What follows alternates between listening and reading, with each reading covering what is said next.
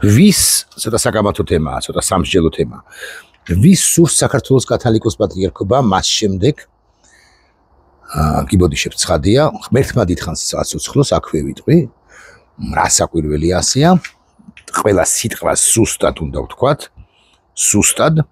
მაგრამ ვის სურს, ან ვინ ემზადება იმისთვის, რომ გახდეს საჭეთპყრობელი საქართველოს მართლმადიდებლური სამოციქულო ეკლესიისა, მაშინ როცა იქნება. ხას უსვამ, ანუ არა ხვალზე 1 წელიწადში, 5 წელიწადში, ან 18 წელიწადში, ვერავინ ვერ იტყვის ამას, მაგრამ მაშინ როცა იქნება, ვინ ემზადება ამისთვის. მე სრული სია, სრული ვიმეორებ, ზუსტი სრული სია. მათი ვინც კულუარებში თუ კულუარებზე მიღმაც კი პრაქტიკულად გამოთქვამს პრეტენზია ამბიციას იმის თაობაზე, რომ ჩაიბაროს საქართველოს ეკლესია, მე მღვდელმთავრების სრული სია არ მაქვს. არა, პრინციპში რომ თქვა ეხლა რომ მეუფეშიოს როგორც მოსაყდრეს უნდა საქართველოს კათოლიკოს პატრიარქობა მეთქი, პრინციპში არც ერთი თქვენგანი არ გაიკვირვებს, მაგრამ მეუფეშიო არ იქნება, როცა იქნება მაშინ, არ იქნება ერთადერთი კანდიდატი საქართველოს სამოციქულო ეკლესიის საჭეთპყრობელის, ანუ კათოლიკოს პატრიარქობაზე, პატრიარქი შეიძლება სხვა გახდეს, ამის თქმა მინდა. ამ კლანებს შორის მეთქი მოკლედ ამ ჯგუფებს შორის ვისაც უნდა ისი ფავორიტიც ესა თუ ის მსახურია თავარია არის რამდენიმე პირი დაწინაურებული, მაგრამ მე უფეშიო გიგიხარით არ არის ერთადერთი. აი, ასე მაგალითად მე სხვებს აღარ დავასახელებ, მაგრამ რამდენადაც ცნობილი არის მე უფე იაკობსაც უნდა ან ახლაც უნდა პატრიარქობა კვლავ ვიმეორებ, როცა იქნება. ხო და ამ დაჯგუფებებს შორის, დაჯგუფებები უნდა ვთქვა ახლა, კლანებს შორის, არც ეს არ არის ალბათ სწორი. მოკლედ მსურველებს შორის, მსურველებსა და მათ გუნდებს შორის, ყველა სიტყვა რომ ზუსტად თქვა, ან მეტნაკლებითი სიზუსტით წარმოთქვა, მიმდინარეობს შიდა დაპირისპირებები, ეს რომ ვიცოდეთ და ხან ერთი სარგებლობს პატრიარქის სახელით და მისი სახელით ავრცელებს განცხადებას ან ქადაგებას, ან მეორე სარგებლობს პატრიარქის სახელით და პატრიარქის სახელით ავრცელებს მისთვის ამ ჯგუფებისთვის სასარგებლო განცხადებას და განცხადებას კი არა, განცხადება იქით იყოს, ქადაგებებიც კი მორგებულია იმაზე, ვინ დაწერს ან ვინ შევა თუ გდებავთ ასე ვიტყვი ბოლოს საკმაოდ დაუძლურებულ კათოლიკოს პატრიარქთან, რომელსაც ბუნებრივია რომ არა აქვს ყოველდღიური საპატრიარქოს ყოველდღიურ საქმიანობაში ჩარევის უნარი შესაძლებლობა, ასაკიანი არის რა, არადა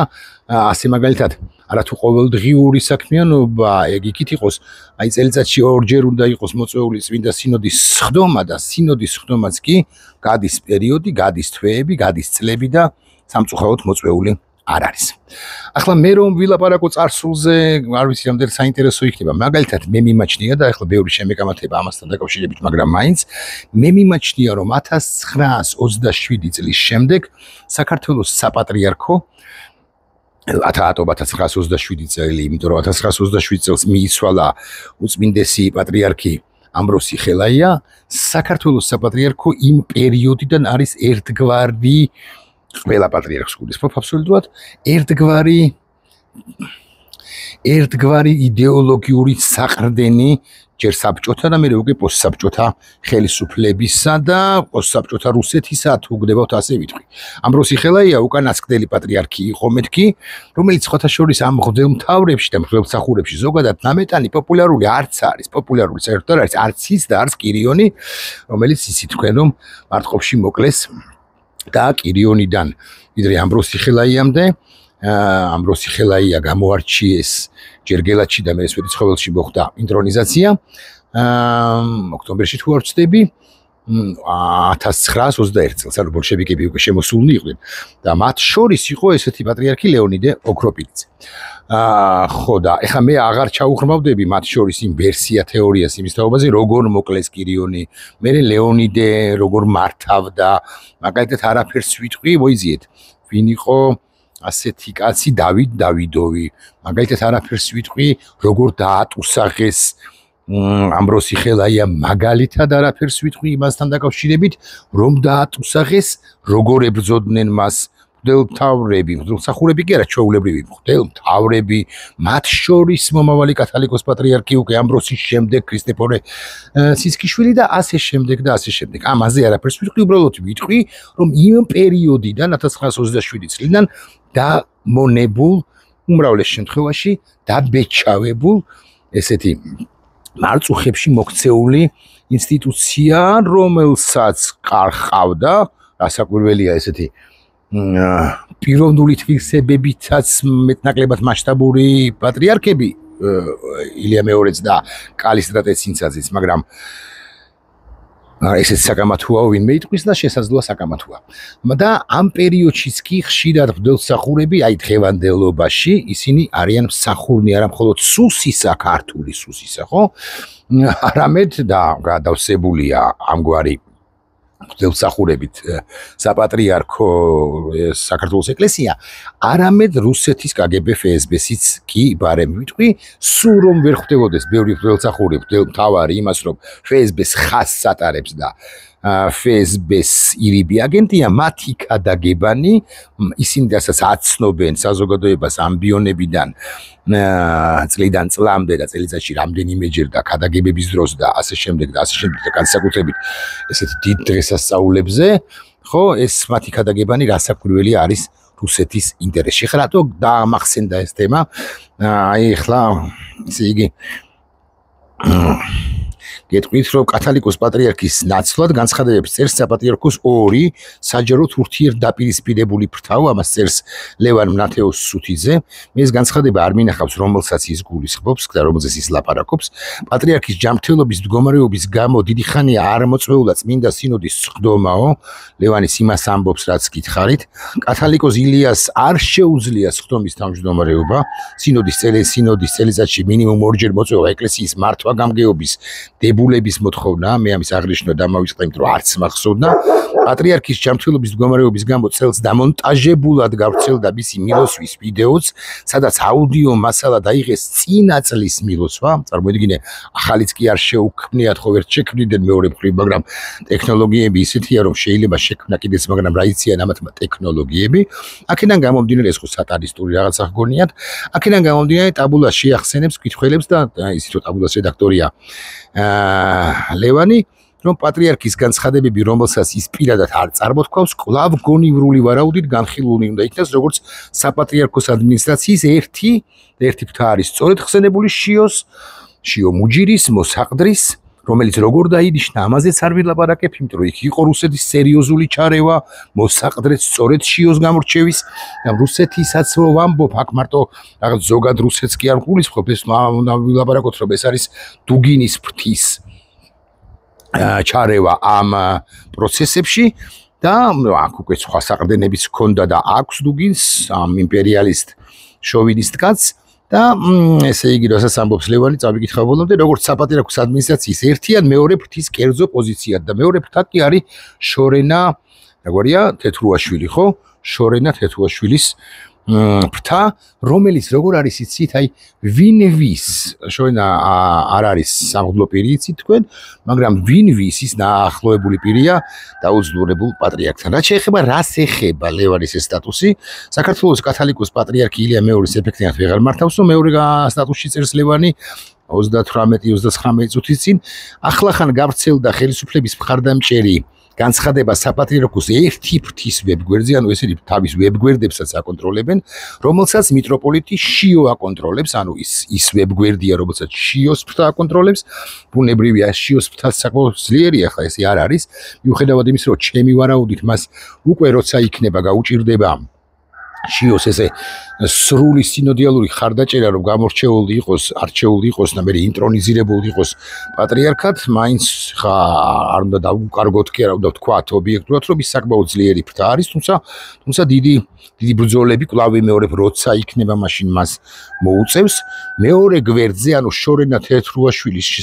გვერდზე, შესაბამისად პატრიარქის ახლო გარემოცვის მიერ კონტროლირებად გვერდზე განცხადება ჯერ არ დადებულა. ეს არის განცხადება, რომელსაც რომელსაც უკაცრავად ასე უნდა ვთქვა, ვითომ პატრიარქი აწერს ხელს,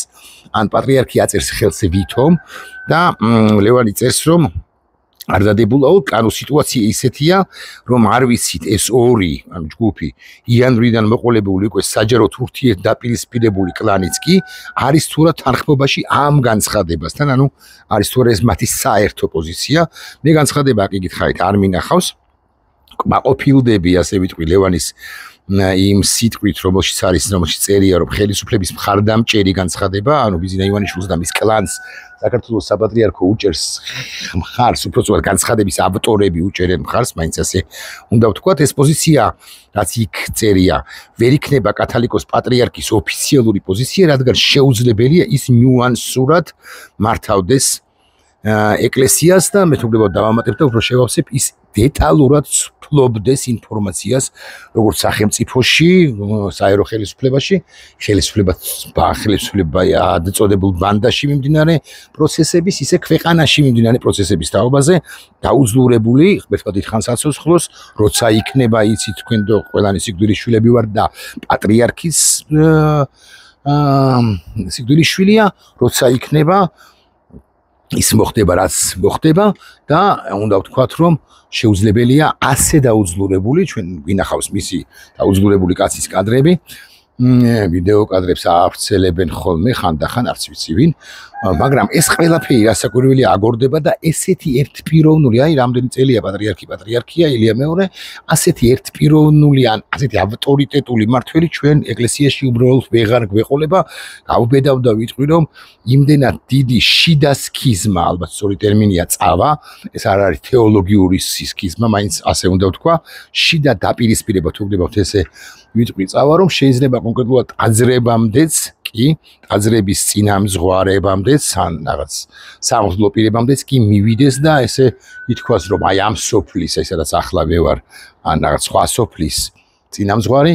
ხო, სამღვდლო პირი უჭერს ამ ფრთას მხარს, რომელსაც ერთის მხრივ წარმოადგენს შიო, მეორეს მხრივ შორენას ფავორიტი, მომავალი, ვინც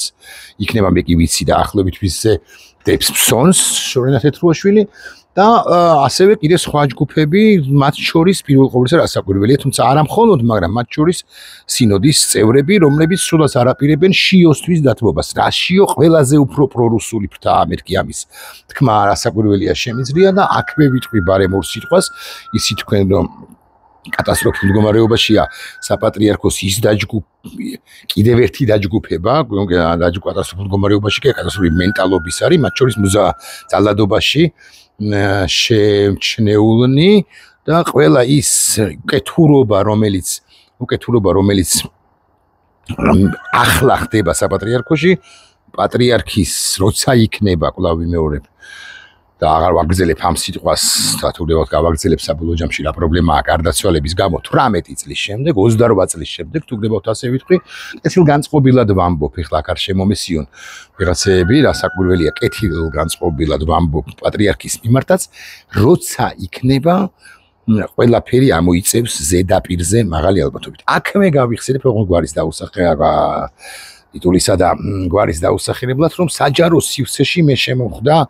ერთი ძალიან ცნობილი და ძალიან მაღალი იერარქი ჩვენი სამოციქულო ეკლესიისა, სინოდის წევრი. ხო, ალბათ ესე უნდა ვთქვა, რომ და მასთან რაღაც ისეთი სახელდახელო დისკუსია იყო იმართებოდა რამდენიმე ხნის წინ. და ჩემს გარდა ამ დისკუსიაში მონაწილეობდნენ სახელდახელოში კვლავ ვიმეორებ რაღაც გვალი მაგიდის გარშემო ჩვენ არ ვიყავით შემომსხდარნი და ამ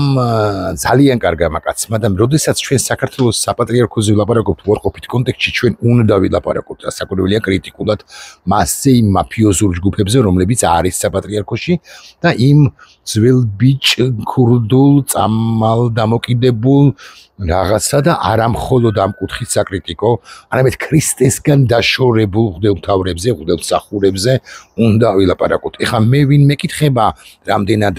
მეორე მხრივ თუ მეხუთე მხრივ, რამდენად ახლოს არის ესა თუ ის ღმერთსახური ქრისტესთან, მაგრამ არ წმუნებთ თუ მართლა, როგორც მე დამჭირდება ჩემი ადვოკატები, ასე ვთქვათ, ხო? თუ მართლა რაღაცა ასე მაგალითად წმინდა მამების და დიდი მამების დააზრებს ჩავუღრმავდებით, იქ თლადისი არ არის, რომ ბასილი დიდი ან იოანე ოქროპირი მაინც და მაინც იმას გეუბნებიან, რომ შენ არავინ არ გეკითხებაო, მაგრამ ეს ჩემი ზედაპირული ცოდნით, ამიტომ დამჭირდება მე ადვოკატები, თეოლოგები. მაგრამ მაგას არ არის საქმე. ხო, ეს კაცი შემოხვდა მეთქი ხაზრი რო არ გამებნეს, შემოხვდა ეს ძალიან კარგი კაცი, რომელმაც აი ამ სახელდახელო დისკუსიაში თქვა ერთი ჩემი აზრით ოქროს ფრაზა, რომელიც ჩვენ გვჭირდება ამ ფრაზის იმპლემენტაცია გვჭირდება, ასე ვიტყვი. და ნახეთ რა თქვა მან. ისიც რომ დისკუსია სახელდახელო გაიმართა სომხეთში მიმდინარე პროცესებთან დაკავშირებით, ისიც თქვენ რომ სერიოზული დაპირისპირება არ აღმოფხვრილა, არამედ გრძელდება არანაკლები ავტორიტეტის ეჩმიაზინსა და სომხეთის საერო ხელისუფლებასა და ფაშინიანის ხელისუფლებას შორის და ეს მსახური, ეს მთავარი ამბობს რომ აქ ჩვენ გვჭირდება ფაშინიანის მსგავსი, ფაშინიანმა რომ მიიღო იმის მსგავსი გადაწყვეტილებები. მე ამ დისკუსიაში აღარ შევსულ ვარ. აღარ ჩავკითხილვან ამ პატივცემულ კაცს რას გულისხმობდა გასაგებია, მაგრამ როგორ უნდა მოხდეს ეს ყველაფერი, მაგრამ ის რომ ამგვარი მღვდელმსახურებიც არიან ჩვენს სინამდვილეში,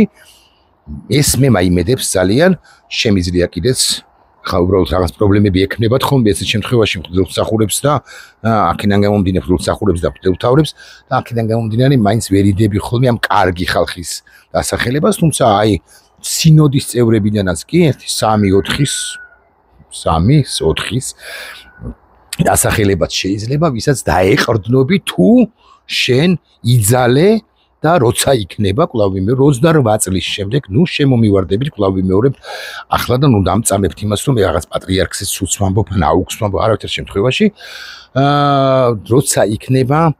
მაშინ როცა იქნება ძალიან დიდი შიდა დაპირისპირებები, სწორედ ამ ჯგუფებს უნდა დავეყრდო და მათ ამთავითვე ჩემი აზრით მართებთ გაერთიანება, არასწორი სიტყვა შეიძლება, მოკლედ რაღაც საერთო სტრატეგიის შემუშავება, ან საერთო ან ფიქრი იმაზე როგორ უნდა გადაარჩინონ გადასარჩენი უდაოდ საქართველოს სამოციქულო ეკლესია, იმიტომ რომ სახელმწიფოს გადარჩენა ერთი ამბავია და ჩვენ უნდა გადავარჩინოთ სახელმწიფო ბიზნა ივანიშვილის ბანდა უნდა გავყაროთ, ასე ვიტყვი, ავგიას თავლა უნდა გავწმინდოთ, ქართული ავგიას თავლა უნდა გავწმინდოთ, ეს ინსტიტუციები, რომლებიც დაიმონა, გადაანგრია ხშირ შემთხვევაში და აგენტურით გადაავსო ავგიას თავლიდან, ესენიც გასატანი არიან, მაგრამ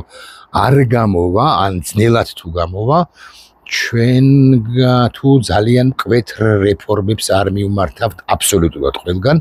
ყველა მიმართულებით და ეხა დავით აღმაშენებელი 1103 წელი და რუის რუბლის როგორ ჩაატარებ, როცა დავით აღმაშენებელი არ ყავს და ასე დავით აღმაშენებელი თლად გულახდილები თუ ვიქნებით მათ შორის მეფე დავითთან მიმართებაში, ავით მეოთხე აღმაშენებელთან მიმართებაში 1099 წელს გამეფებული 16 წლის ასაკში და 1121 წელს ესე იგი 1121 წელს დიდგორია და 1125 წელს გარდაცვლილი, ხო, გადავამოწმებ ბუდისტის ამ კორონავირუსის შემდეგ მე ცოტა დარხეული მაქვს, ამასაც გეტყვით, გადავამოწმებ ბუდისტი მართლა დავით მეოთხე აღმაშენებელი.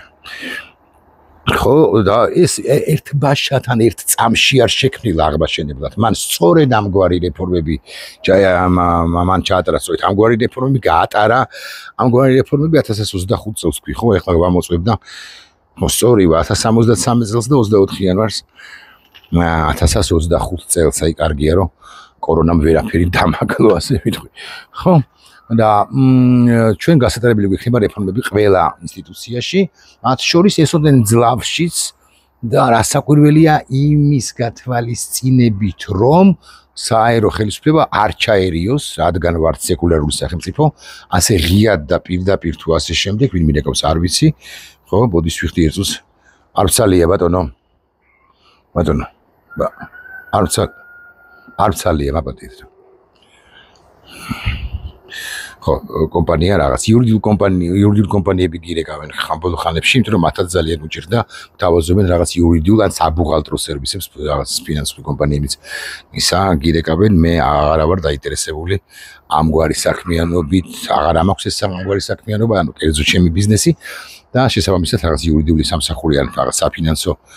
მხარდაჭერა თუ არის ბუღალტრული აღრიცხვიერება და ასე შემდეგ არ მჭირდება. მოკლედ დავით აღმაშენებელი 1125 წელს გარდაიცვალა და არ შექმნილა ის მაინც და მაინც რაღაც დიდი გორის 1121 წელს გაბართული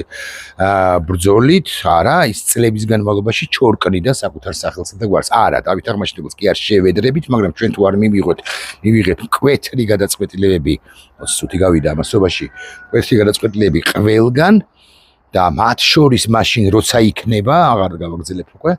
მაშინ რომ რუსული გავლენები აქ აღმოიფხრას და საშინლად არის რუსული გავლენები გამჯდარი მთელ ქართულ სახელმწიფოში მათ შორის ეკლესიაში არაფერი არ გამოვა. აქ გადამწყვეტი სიტყვა უნდა თქვან სწორედ კარგმა მათ შორის ემიგრაციაში მყოფმა, ასე უნდა გითხრათ, მღვდელმსახურებმა, რომლებიც არა მხოლოდ კარგი მცოდნენი არიან ქრისტეს სჯულისა, არამედ არიან ესეთი პიროვნული თვისებები მათ აქვს ძალიან კვეთრი და ძალიან სერიოზულად ფიქრობენ ერთის მხრივ რასაკვირველია ქრისტეს სჯულის განმტკიცებაზე, მათი ეს პირდაპირ მოვალეობა მისია, მაგრამ მეორეს მხრივ იმაზეც რომ საზოგადოება ანუ მათი მრევლი არ იყოს და საქართველოს საპატრიარქო არ იყოს ესეთი აგენტურით გაჯერებული, როგორც უფრო ზუსტი რო ვიყო დღეს არის და რო არის ამის ნათელი დასტურია გამიბრაზდება მათ შორის ჩვენ საერთო ნაცნობების საკვავს მეგობრები მეთქი ასე ვიტყვი მეუფე შიოსთან, მაგრამ ამის ნათელი თვალსაჩინო ერთ-ერთი არის რუსების მიერ აქ ჩამოყვანილი, არა ჩამოყვანილი იყო, ხო, ჩამოვიდა ერთი ტიპი რუსეთის FSB-სთან დაახლოებული წრეებიდან და კირილ გუნზიაევთან დაახლოებული. ეს კირილ გუნზიაევი კიდე ცალკე ბანდიტია, რომ ვიცოდეთ, ბარემ და მეუფეშიო აი ესე ამოაყვინთინეს მას მოსაყდრეთ და როგორც ჩანს ეს მეუფეშიო აფცელებს ამ ხარდამჭერ განცხადებებს საქართველოს ბანდიტი ხელისუფლებისა და განზე რომ გამდგარიყავით და გეცდიათ ქართველი ხალხისთვის უმალს ჯობდა, იმიტომ რომ ჩვენ მაინც გავაგდებთ და მოვუკიდებლოთ იმისა, რა სიტყვის საპატრიარქო პატრიარქის სახელით თუ პატრიარქის გარეშე თუ პატრიარქის სახელით გამოყენებით თუ ასე შემდეგ, ხო, რა სიტყვის საპატრიარქო მიუხედავად მისი მაღალი რეიტინგისა, ხო, მაღალინდობისა ჩვენ მაინც გავაგდებთ ამ რუსულ ხელისუფლებას და თქვენთვისვე იქნება ეს კარგი და ეს იქნება შენარჩუნება ხსოვნისა მარტყოფში მოკლული კირიონის და რეალურად მოკლული, ასე უნდა ვთქვა, 1927 წელს ამბროსი ხელაიასი, რომელიც დატუსაღებული იყო, მერე გამოვიდა, იცით თქვენ, მერე ქონდა უზარმაზარი პრობლემები, მას პატრიარქად პრაქტიკულად არც აღიარებდნენ